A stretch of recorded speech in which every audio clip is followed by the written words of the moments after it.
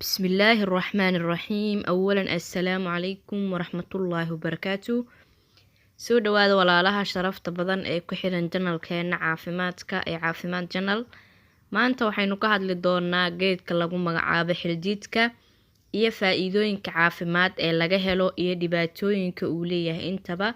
Waxaad kaga bogan doontaa fiidiyogan. Soo dhawaada walaalaha qaaliga ah, inoo shargaree fiidiyowga haddaan nagu cusub tahayna subscribe-ka inoo saar.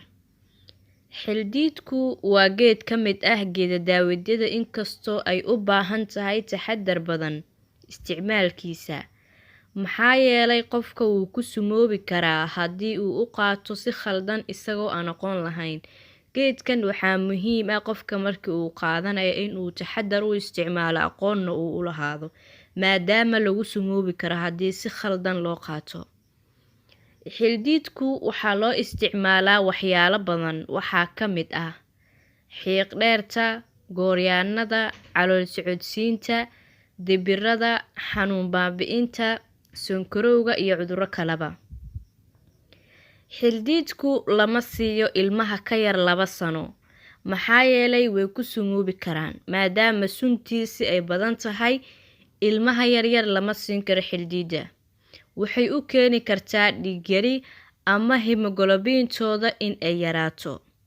Sidoo kale xildiidku wuxuu weeraraa amaba uu hoos u dhigaa hemoglobinta ilmaha. Islaamaha uurka lehna lama siiyo, oo ayagana ilmaha ayuu ka soo ridi karaa. Lababa lama siin karo, waa ilmaha ka yar 2 sano iyo haweenka uurka leh, labadaasba ma qaadan karaan. Xildiidku waa geed xabageed ur badan oo aad u qaraar, marka sidaa darteed bahalada ma jeclo oo way ka fogaadaan, sida masaska iyo wixii la mid ah. Dadka qaar waxay u isticmaalaan in ay guryaha dhigtaan si guryahooda uga fogaadaan cayayaanka iyo xasharaadka, maadaama ay tahay wax aad u ur badan oona xayawaanaha u soo dhowaan karin. Xildiidku sidoo kale waxaa ka mid ah faa'iidooyinkiisa in lagu daaweeyo wadne istaaga ama wadne qabadka, laakiin waxay u baahan tahay qofka si tartiib ah inuu isticmaalo ama xaddi kooban.